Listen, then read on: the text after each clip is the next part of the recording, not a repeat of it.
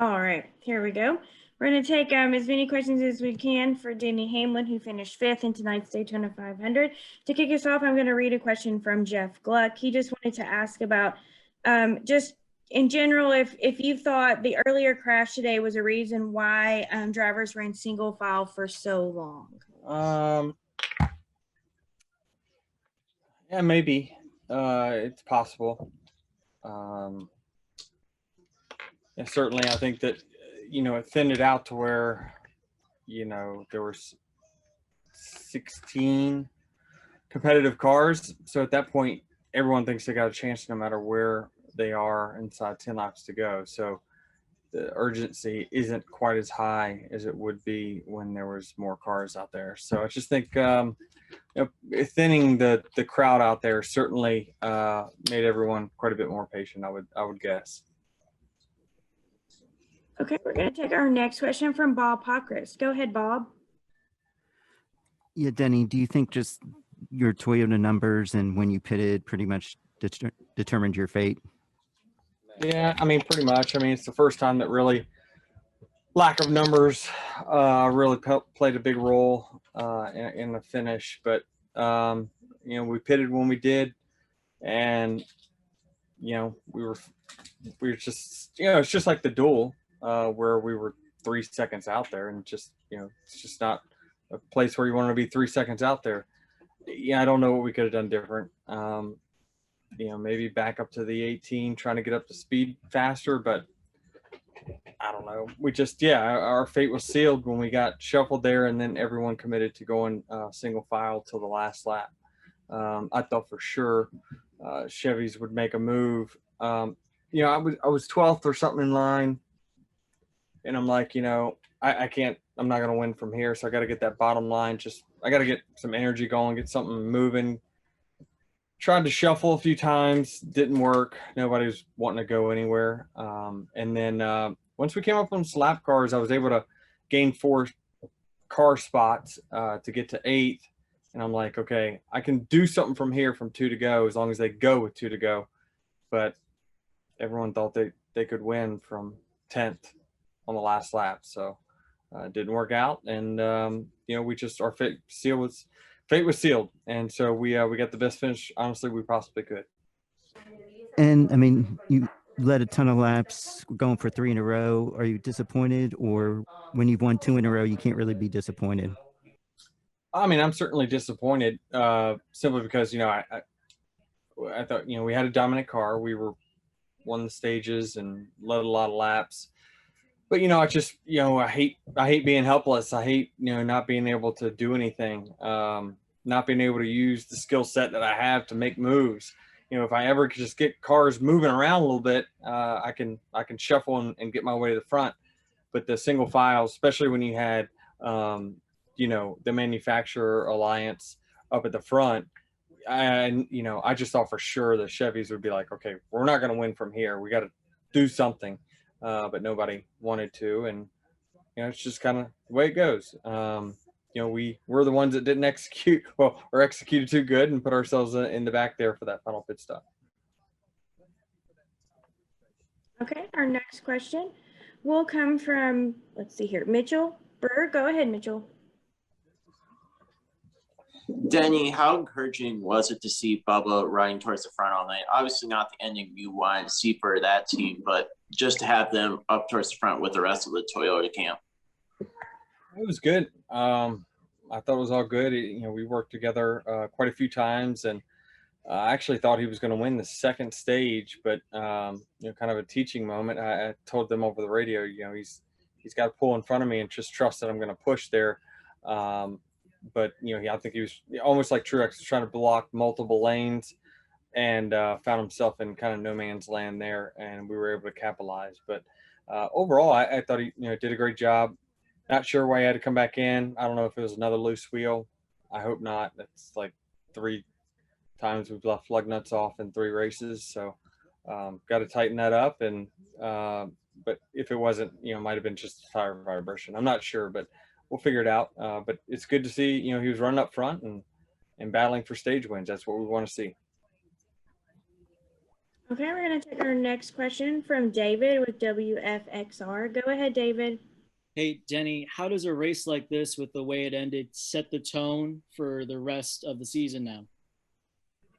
It doesn't relate. I mean, we'll get to the road course here next week, and it just doesn't relate. I mean, you never know. Whoever finished last, I'm not sure who finished last. Well, Derek Cope's not going to win next week, but I don't know. You just never know. Each week is different. Everyone's got their strong suits. Last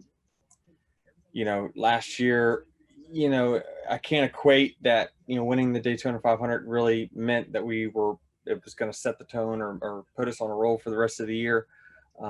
Things are just week to week in this sport, and it's really hard to keep momentum. But certainly we had a good showing here, winning both stages, leading the most laps, and happy with everything but the finish. But, to have our worst super speedway finish, I guess, in almost like since 2019, it's pretty silly. Thanks. Okay, our next question is going to come from Doug with PRN. Go ahead, Doug. Hey, thank you. Hope I can be heard okay now. I had trouble last time. Hey, Denny, I'm just checking to see you've won the Daytona 500 under the normal circumstances, and then you've won it under the muted ones last year with the Ryan Newman crash. And now Michael McDowell has a COVID celebration and is standing by himself at Victory Lane. I mean, what's since you felt both ways, and I know last year was different because of the morose atmosphere. What do you feel like McDowell in a way is robbed, so to speak, or does it still feel the same winning under no matter what? Yeah, I mean, it's a great question, but I think that it stinks, but I guarantee he's very, very happy. I mean, this is a crown jewel win, first win for him, and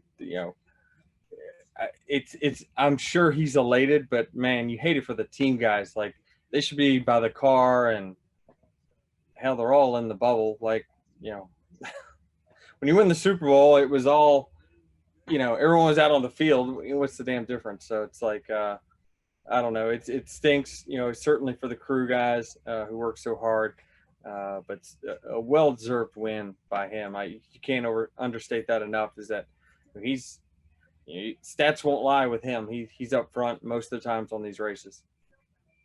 Thank you. Okay, our next question is going to come from Kelly Crandall. Go ahead, Kelly. Thank you. Sorry about that. Denny, there was at times you kind of made it look easy with the way you were controlling the race, but you had Harvick beating your bumper off at one point. You led the most laps. I'm assuming it's not that easy. So what is it like, though, when you're able to pace the race like that and make the moves that you basically go anywhere you want to? Yeah, I mean, we were controlling the lines, controlling the pace. It was easy for a little while, but I knew that it was all going to be about that last pit stop if we didn't have any other cautions. But certainly, I mean, it seems I credit really a lot to my spotter. I think that he really does a great job painting the picture for me in the mirror. That way, I don't have to look. I can just trust in what he's saying and make a move. That's been the key, I think, to me being able to control and move side to side in tight spaces. It's been our communication and how well we've worked together. So it was, nothing is easy in the sport, but certainly, our car was fast and we're certainly making it look easy there for a while. But until everyone wants to go, you just never know. Okay, we're going to take our next question from Zach Sternolino. Go ahead, Zach. Denny, there was a lot of single file racing tonight. Obviously, you were able to be out front for a lot of it, but you were single file. How difficult was it to decide when or if you could make a move, and how long did you think tonight was too long to be able to make that move? Yeah, I mean, I understood at the end of stages, wait until the last lap.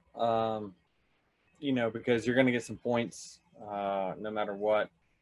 But ultimately, and this is, selfishly speaking, I'm wondering what in the world, why are we running in a single file line crossing the white, like 10th, 12th, 8th, 6th, like, are you just happy with that finish, or are you want to go for it?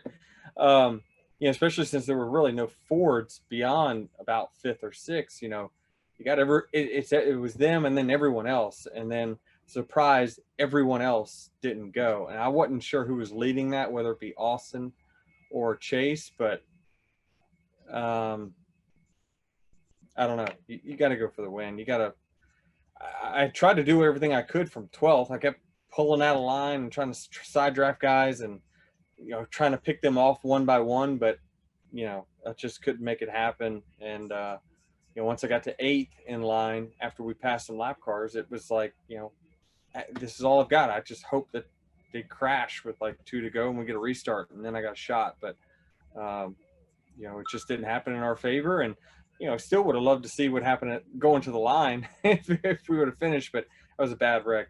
They had to throw the caution there, but still we at least saw the lead. Thank you. Okay, we're going to take, let's see here, our next question from Dustin Albino. Go ahead, Dustin. Yeah, Denny, sorry if this has already been asked, but what is your relationship with McDowell? You know, I don't talk to Michael that much. I talked to him on the side a little bit last year. But, you know, I just, you know, admire him as a person. I think he's a great guy and certainly deserving of this. This is definitely no fluke. It's no, damn, that's a bug. It's no fluke, and I certainly hope it's, you know, not like, you know, oh, look, anybody can win. Well, no, he's been in the top 5 so many times in these super speedway races. It's no fluke. I've said many times, this is a skill game, and you know, he's got the skill and skill set to win these, and you know, he finally got it done. Thank you, Denny. Mm-hmm. Okay, we're going to take one final question, and our final question is going to come from Joe. Go ahead, Joe. Thank you. Denny, you mentioned the last pit stop, the low number of Toyotas. Is that something where even if Martin Truex and Bell didn't have their issues early on, if they were with you guys, would that have made a positive difference, or is it still just a disadvantage? Yeah, certainly it could have. You know, there's powers in numbers, and a lot of the numbers that you need is leaving pit road. I can't tell you how much slower. I mean, I think it's like 2 seconds that your car is slower just leaving pit road all the way to the start finish line if you don't have anyone behind you.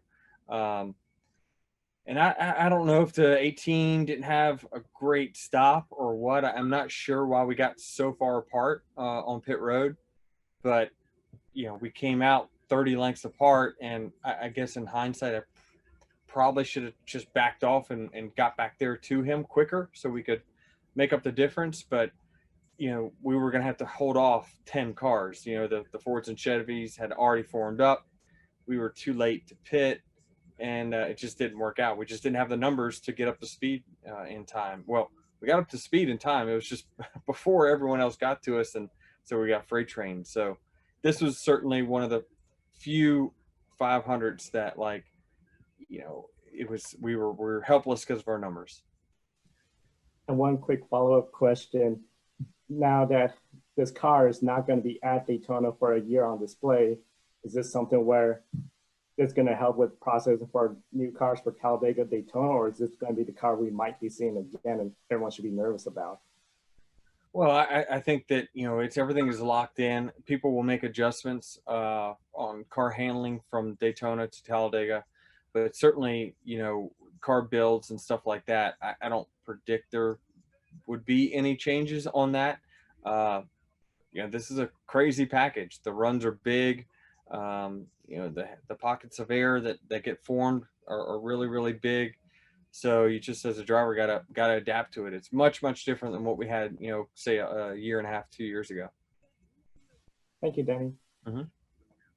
Awesome. Well, Denny, thank you so much for joining us after you're finished today. We're going to wish you the best of luck next week and safe travels home. All right. Thank you.